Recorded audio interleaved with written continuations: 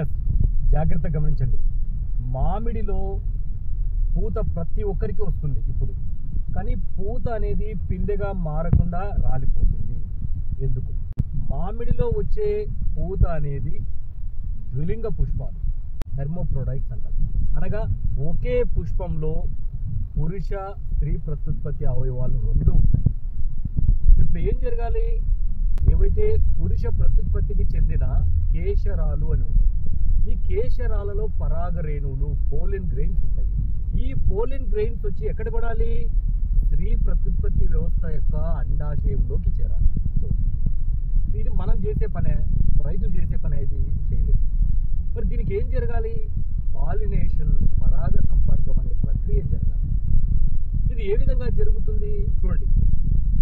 సహజంగా అయితే self pollination జరగాలి. సెల్ఫ్ పాలినేషన్ అంటే వాటి జాతిని సంరక్షించుకోవడానికి అవే పాలినేషన్ జరిగి పిందెలు కట్టి ఒకే కాయగా మారాలి. కానీ ఇక్కడ ఏమవుతుందంటే మనకు ప్రస్తుతము సెల్ఫ్ పాలినేషన్ సరిగా జరగడం లేదు.